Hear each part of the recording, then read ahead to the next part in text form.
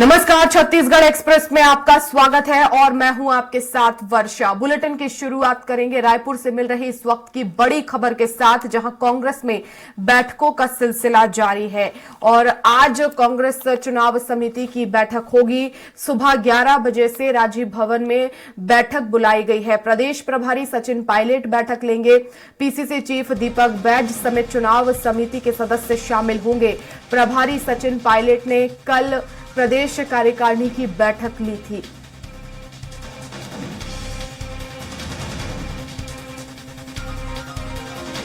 तो बैठकों का सिलसिला छत्तीसगढ़ कांग्रेस में लगातार जारी है और आज फिर बैठक होने वाली है। ज्यादा जानकारी के लिए संवाददाता हेमंत शर्मा हमारे साथ जुड़ गए हैं फोन लाइन पर। हेमंत, आज की बैठक कितनी अहम मानी जा रही है? प्रदेश चुनाव कार्य समिति की बैठक है।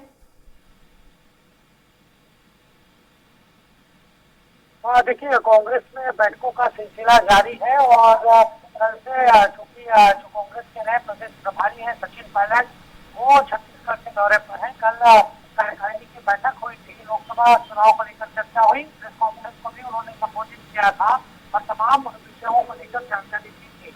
आज सुबह 11 बजे से प्रदेश चुनाव समिति। हेमंत, आपकी आवाज हम तक ठीक से नहीं पहुंच रही है। तो छत्तीसगढ़ कांग्रेस में बैठकों का सिलसिला लगातार जारी है और एक बार फिर से आज बैठक होने वाली है। महत्वपूर्ण बैठक है आने वाले लोकसभा चुनाव को देखते हुए। प्रदेश कांग्रेस चुनाव समिति की यह बैठक है। प्रदेश प्रभारी सचिन पायलट इस बैठक में शामिल होंगे। तो सुबह 11 बजे से राजीव भवन में यह बैठक बुलाई गई है। आगामी रणनीति तैयार की जाएगी। देखना होगा 2024 का जो लोकसभा चुनाव है, इसको लेकर क्या कुछ रणनीति आज की बैठक में बनाई जाती है।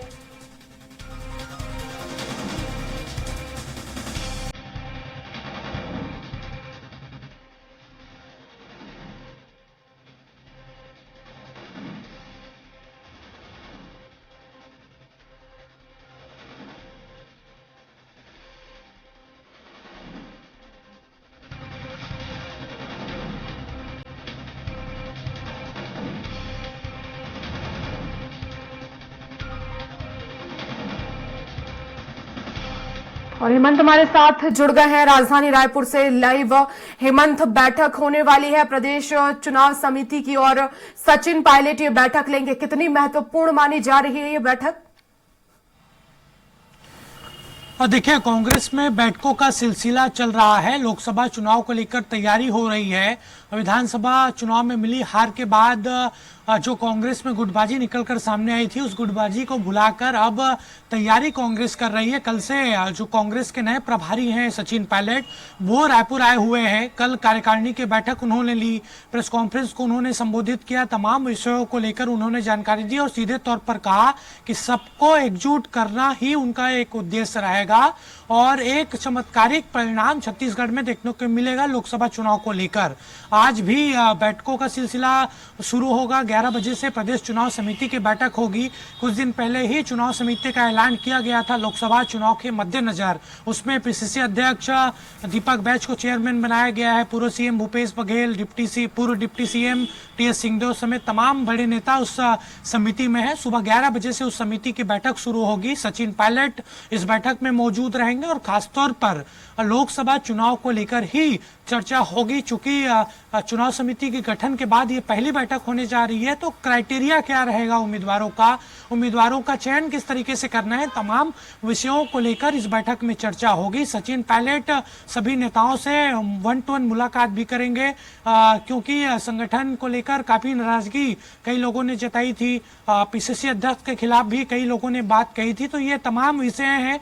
चूंकि पहले छत्तीसगढ़ के दौरे पर आए हैं, तो सभी बातों को जरूर सचिन पायलट सुनेंगे और उनकी कोशिश यही रहेगी। कल पत्रकारों से चर्चा के दौरान उन्होंने ये बात क्लियर भी कही कि ठीक है, हार के बाद कार्यकर्ता निराश जरूर है, लेकिन किसी का मन टूटा नहीं है और पूरी शिद्दत के साथ, पूरी ऊर्जा के साथ लोकसभा का चुनाव कांग्रेस छत्तीसगढ़ में लड़ेगी। और ये जो बैठक आज प्रदेश चुनाव समिति की होगी, उसके बाद हो सकता है कि अलग अलग नेताओं से सचिन पायलट चर्चा करें।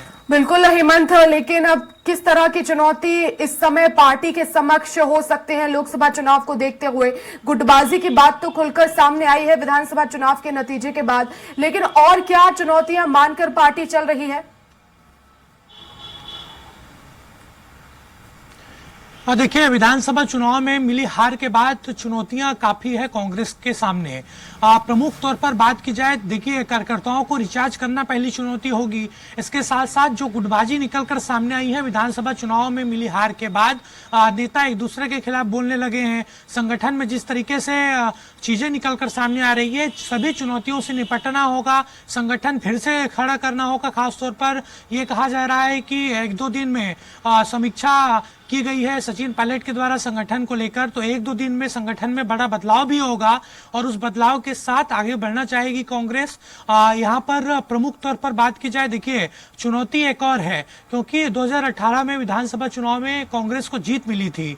68 सीट के साथ सरकार बनाई थी कांग्रेस ने, लेकिन जब एक साल बाद 2019 में लोकसभा का चुनाव हुआ तो 11 में से 9 लोकसभा सीटें कांग्रेस हार गई थी। सिर्फ बस्तर और कोरबा लोकसभा सीट कांग्रेस के खाते में गई थी। ऐसे में अब दोहरी चुनौती है, सरकार आपके पास नहीं है, आपके सामने ये चुनौती सामने खड़ी है कि किस तरीके से लोकसभा चुनाव में प्रदर्शन किया जाए। खासतौर पर जिन लोकसभा में लगातार आपको हार मिल रही है पिछले 3 बार से देखा जाए, खासतौर पर वो लोकसभा जांजगीर लोकसभा है, रायगढ़ लोकसभा है, दुर्ग है, रायपुर है, इन 4-5 लोकसभा की बात की जाए तो यहाँ पर भी बेहतर तरीके से उम्मीदवार उतारना होगा। हालांकि उन उम्मीदवारों के सामने प्रधानमंत्री मोदी जैसी चुनौती रहेगी, क्योंकि लोकसभा का चुनाव पूरी तरीके से मोदी आधार केंद्रित रहता है। तो चुनौती कांग्रेस प्रत्याशी के सामने होगी कि एक तो वो मोदी चेहरे को एक तरीके से दूर करने की कोशिश करें और एक बेहतर तरीके से चुनाव कैंपेन भी कर सकें। बिल्कुल, बहुत शुक्रिया हेमंत तमाम जानकारी के लिए।